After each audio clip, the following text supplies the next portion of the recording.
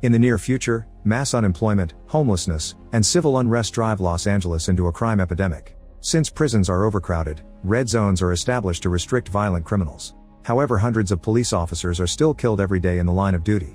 The government forms the Mercy Court, which uses artificial intelligence as judges, jury, and executioner.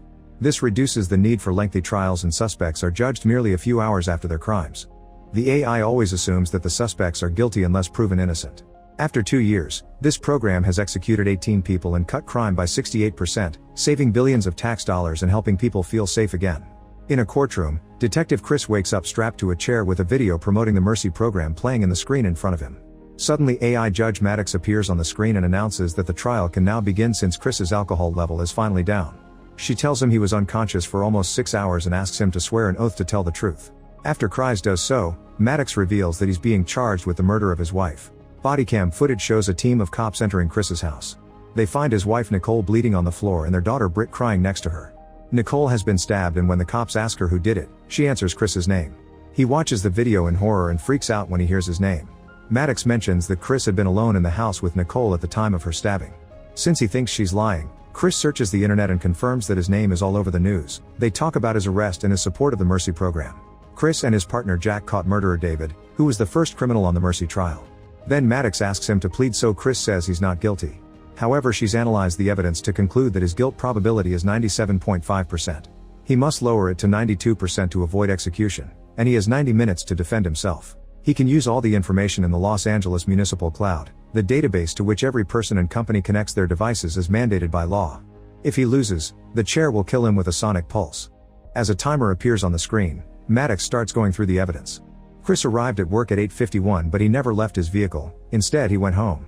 Nicole refused to open the door for him and said he could talk to her through a lawyer. A frustrated Chris punched the camera before opening the door with his own keys. Nicole tried to kick him out before the door closed. Maddox fast forwards the footage, explaining that Chris was in the house for 26 minutes. Shortly after he left, Britt came home from a sleepover and screamed. The investigation indicates that Nicole had been stabbed by a right-handed man and that a single wound was enough to chip her spine and pierce her liver. Fresh traces of Nicole's blood have been found in Chris's clothes. After leaving the house, Chris went to the bar to drink, which he tries to deny. Footage from the bar's security camera shows a very drunk Chris fighting the cops when they try to arrest him and even getting tased. That didn't stop Chris from running out of the building and trying to take a random civilian's car, but the cops jumped on him and knocked him out. Chris doesn't remember any of this and Maddox blames it on the alcohol. He wants to talk to Britt, but the trial only allows calling witnesses and juveniles are excluded. For now, she's staying with her maternal grandparents. However, rules also say that if the deceased was known to a person, they can send a message to ask for a call in times of grieving. Chris tries a few different words, but he doesn't know what to say, so he lets Maddox send Britt the automatic message. Rules also say that the criminal can speak to their sponsor. A video from Rob from Alcoholics Anonymous appears on the screen scolding Chris for not calling him when he had the urge to drink. Rob worked with Nicole and he called the police when she didn't show up for her shift. When the video ends, Maddox goes over the couple's profile. Chris and Nicole started dating 20 years ago and got married after 3 years. A year later, Britt was born. Their lives were happy until Chris lost his partner Ray in the line of duty, which pushed him back into alcoholism. This slowly tore the family apart and Nicole started to consider getting a divorce. Her messages to her family and friends indicate that Chris has lost his temper 57 times in the last 6 months. Another video shows Britt talking to a guy that Chris doesn't recognize. It turns out Britt has secret social media accounts where she posts her party outfits. She tells her friend that her mother is crying and that her father often gets aggressive. At that moment, Britt calls Chris and has a breakdown, so he assures her that he didn't kill Nicole and that he's been arrested by mistake. Unfortunately, Britt's grandfather forces her to hang up. Maddox reminds Chris that he only has 1 hour and 8 minutes left. Chris calls Jack, who is still working on Nicole's crime scene. Chris checks all the case files on the screen before telling Jack to show him around the house. A reconstruction of the crime scene appears on top of Jack's tour. In the living room, there's a broken vase on the floor that may have been defensive. In the kitchen, they've found Britt's bloody footprints and bloodstains on the wall, indicating a struggle. A broken plate shows that Nicole tried to defend herself, and there's a knife missing from a set that matches the stabbing weapon. Chris's fingerprints are on it, but he clarifies that he used it to cook. They've also found fibers, hair, skin, and DNA that match Chris. Next, Chris checks Nicole's phone record since he remembers seeing her texting after their fight. There are no text or calls that match that time, so Chris asks about her work phone. Maddox didn't know that there's a second phone, so she gets the number from Chris's call records and calls it. In the house, Jack hears ringing and follows it to a car outside. She breaks the window and retrieves Nicole's phone, only to discover it's a black market unit that isn't registered to the municipal cloud. The only calls and texts on it were sent to another black market unit. Maddox calls the mysterious number and the person hangs up when they hear her voice. This is still enough to track the location, so Jack heads there on her flying bike. While they wait, Maddox realizes that Chris already knew that Nicole was keeping secrets and informs him that his guilt probability has been reduced to 0.8%. The phone is found in a hotel and is about to go out the back door. Jack rushes to block that door with 2 other officers as Patrick tries to escape. When he sees the cops, he runs back inside and a chase ensues. Maddox searches for his profile to learn that he's a chef who is late on his rent and has been investigated twice for Social Security fraud. The officers chase Patrick through the hotel, but he manages to lose them by taking a door to an area without cameras. Then Jack sends out a drone that finds Patrick on the roof, so the officers go after him. They manage to tackle Patrick and they fall on a lower area where they capture him. Patrick claims he didn't do anything and he ran because he was afraid they'd blame him for it anyway. Chris wonders what Nicole was doing with a guy like this, so Patrick says he gave her everything Chris couldn't. He admits he flirted with Nicole and they went out on a few dates, but it never escalated. She wanted to talk privately to him, so he acquired the burner phones. After Maddox finds footage of the dates that confirm the story, Patrick says he's been at work all day. Security cameras also confirm this, so he can't be the killer. Patrick scolds Chris for not taking care of his family, explaining that Nicole only wanted someone who would listen to her and comfort her. Jack captures him anyway for resisting the arrest. With only 53 minutes left, Chris's guilt probability has risen to 98% because he's provided a motive for murdering Nicole. Chris then reveals that today Nicole found the bottle of alcohol that he keeps hidden in his car. He's been drinking again for around a year, so Maddox searches for more footage. Some time ago, Nicole found Chris drinking in the garage and he snapped at her, finally making him see he had a problem. He started to go to AA meetings and met Rob, who helped him stay sober for a while. However, losing Ray hit him really hard. Another video shows Ray and Chris in a police car getting ready to approach a criminal in another vehicle. At that moment, Chris got a call from Nicole, so Ray told him to take it while he went out alone. Unfortunately, the criminal shot Ray and his vehicle pushed him against the police car to crush him. Chris got Ray back in the car and promised to take him to the hospital, but he was also chasing after the criminal. He pushed the guy's car with his own, causing it to flip over and crash. Unfortunately, Ray died from his wounds in the process. Chris then chased the man until he cornered him in the water to arrest him, only for the trial to find him not guilty later. This makes Chris regret not shooting him when he had the chance. Maddox isn't interested in any of this and asks Chris to try to remember his day. He explains that when he arrived at work, he discovered that his bottle wasn't in the car and knew Nicole had found it, so he went home. They ended up arguing and Chris broke the vase just because she loved it. The broken shards cut her, which is why there was a little of her blood on his clothes. He doesn't remember anything that happens afterward. Chris wonders if he did it after all, so Maddox reminds him he still has 43 minutes and all her tools at his disposal. After looking at Nicole's contacts, Chris calls Patrick in prison and asks him if Nicole had any troubles. Patrick shares that she was under a lot of stress at work because she had to spy on her coworkers after some chemicals went missing. Chris wonders if it was someone from Nicole's work, but Maddox points out they weren't seen in the neighborhood since Sunday for a barbecue. Then Chris sends Jack to Viking Shipping Depot, the company Nicole worked at. While he waits, he watches clips from the barbecue to identify Nicole's coworkers, yet Maddox says they all have an alibi for today. He makes her check his neighbor's camera, but it experienced an outage, so the footage is still being archived. Next, Chris asks for the footage of the people who came to the barbecue by car and notices that Rob's vehicle has 3 more people. Chris calls Rob and asks him who he gave rides to. Rob mentions the names and shares that none of those people left with him and nobody missed work yesterday. Getting desperate, Chris checks Britt's video from last night again and checks the timestamp. Britt's rant happened while Chris was at work, so he couldn't have made Nicole cry. Since now Britt is potentially a witness, Maddox lets him call her. Britt is now angry with Chris because she's seen the video of his arrest and realized he's been drinking behind their backs. Everyone on the internet thinks Chris is guilty and she wonders if it's true. Her grandfather wants her to hang up, however Maddox forbids it because it's part of the trial. Chris asks Britt what she heard last night, so she explains she heard Nicole cry and some weird noises around the house. A video on her socials shows her searching the house for the noises, and Chris notices that the basement door is open. They never open that door, and Britt says she wasn't there last night. Chris asks Maddox to clear the image and he discovers a hand on the knob. One of the barbecue guests never left the party and hid in the basement for 2 days. To identify the mysterious man, they look into the servers of Nicole's company. By going through the emails, Chris learns that someone has been faking the stock records to cover up the fact that 300 kilos of chemicals have gone missing in the past 6 months.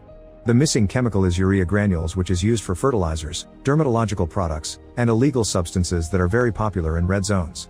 A mysterious email asks Nicole to meet at the docks, so Chris searches for the security footage of that meeting. Nicole is seen arguing with Holt, who asked her not to go to the cops and give him a few more days instead.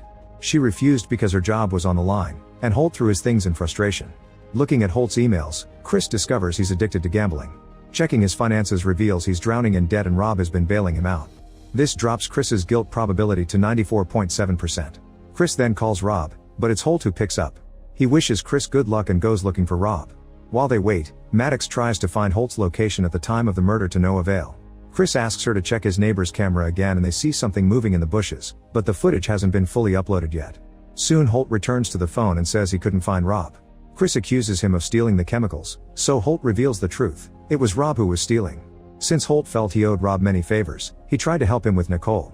Now he can't find him, and a coworker says that he left in a truck. Holt also reveals that Rob didn't come to work yesterday and the last time he saw him was at the barbecue. That day Rob asked Holt to give the others a ride in his car while he stayed a little longer. Maddox tracks the missing truck and Chris sends Jack after it, remembering that Rob has a gun license. At the same time the neighbor's footage has finally finished uploading and they see Rob coming out of the neighbor's car trunk. This only drops Chris's guilt probability to 93.4, which makes him mad. He tries arguing with Maddox and the philosophical questions he asks make her glitch a few times. With only 19 minutes left, Chris contacts some friends in the force and tells them about Rob's guns. Jack and this team surround Rob's house and break in, but they don't find him anywhere. Chris notices there's no truck parked outside, making him realize that Rob took the tracker out of the truck and left it at home. Maddox searches for the truck around the city but she doesn't find its license plates, which means Rob took them off. Chris asks Jack to send an alert for a Viking shipping truck. In Rob's house, the cops find a broken picture with a hand on the torn edge. Rob was raised in a children's home and his records were lost in a data hack, so it'll take Maddox a while to find the photo online. In the garage, the cops find the chemicals and burned evidence. Tools indicate he wasn't selling the chemicals, he was cooking them to sell as illegal substances. The truck's plates are also there with a book that teaches how to use chemicals to make explosives. If Rob has made a bomb, they need clues to know who the target will be. Suddenly the cameras find the truck in the street, heading downtown very fast. At the same time Maddox finds the rest of the old picture and reveals that the other boy is David, the first criminal killed by Mercy. David and Rob were brothers, but Rob was adopted alone and his surname was changed by his new parents. Rob befriended Chris after David's death, which means it was part of his plan. Chris realizes Rob wants revenge and the bomb is coming to the courtroom. A drone then gets close enough to the truck to confirm that Rob is driving. He's speaking to someone sitting next to him but they can't see the passenger. Getting suspicious, Chris calls Britt but it's his father-in-law who answers. He says Britt went outside for fresh air. Chris checks his in-law's security camera and discovers that Ron kidnapped Britt. At that moment the cops in Rob's garage find a timer. They immediately start running and most of them manage to get out before the house blows up in a huge explosion. As many officers burn down, Chris tries to contact Jack to no avail. The garage bomb only had a small amount of the chemicals, so Maddox concludes that the bomb in the truck has the rest. That means it'll blow up the entire city. Then Jack calls Chris to confirm she's fine and agrees to go after the truck. Now Chris's guilt probability finally drops to 0. Maddox wants to stop the trial but Chris refuses because he wants to keep having access to the system to stop Rob. When Maddox points out that he only has 9 minutes left and the chair could kill him, he doesn't care because he wants to save the city. This emotional logic makes Maddox glitch, so Chris explains to her how they can work together for the greater good. Maddox agrees to continue with the trial. Police cars are now following the truck. They try to block it many times, but Rob always dodges them or pushes them. As the news starts recording the chase, Rob drives faster and hits civilian cars too. A police vehicle ends up crashing into a store. When the truck reaches the bridge, a SWAT helicopter tries to lower one of its agents. More police cars try to block the way but Rob drives through them at great speed and the agent has nowhere to land. Jack has no choice but to order her men to take Rob out, ignoring Chris when he reminds her that Britt is also in the truck. Even Maddox agrees it's the best plan. A remote control car is sent out with an explosive and passes under the truck, however the connection fails and it doesn't blow up. Chris wonders if Maddox hacked it, but she doesn't answer. With only 4 minutes left, Maddox sends an alert to evacuate the area. Chris asks Jack to fly in front of the truck and sees Britt begging for help while he tries to make Rob see reason. Furious, Rob explains that David was innocent but when he's about to say more Jack opens fire. This makes her lose control of the bike and she falls off. The truck then crashes right into the court building. At the same time the chair starts getting ready to kill. Maddox doesn't answer because the power has gone out so the system is working on a spare battery. In the lobby, Rob uses Britt as a shield while shooting all the guards who try to stop him.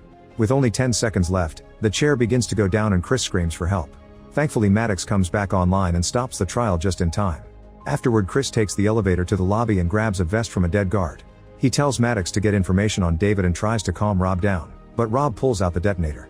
Before he can press the button, Maddox appears on a screen and gives him the chance to clear his brother's name. Rob swears he talked to David at the time of the murder, but Maddox says there was no phone on David when he was found next to the body. While Rob argues with Maddox, Britt bites his arm to free herself. Chris immediately jumps on Rob and they start fighting for the detonator. As Rob keeps firing his gun, Chris manages to pull some cables from the detonator to shut it down. Then he kicks the gun out of Rob's hand. He grabs the weapon and points it at Rob, desperate to avenge Nicole. Britt cries and begs him not to do it. As Chris hesitates, Rob insists he was on the phone with David the whole time and that he called the precinct. Suddenly Jack shoots him and Chris has to stop her from firing again to finish him. Rob says that he talked to a woman in the precinct and she promised she'd check David's call history, so whoever arrested David knew the truth. Maddox checks the precinct's calls and confirms that someone looked into Rob's history to find his call with David. Chris remembers it was Jack who arrested David and demands the truth. Jack refuses to talk, but Maddox is now checking her history. The phone had been in the evidence box but Jack took it away and threw him in the river. Then Jack admits she did it to prove to the public that mercy works and keep the city safe.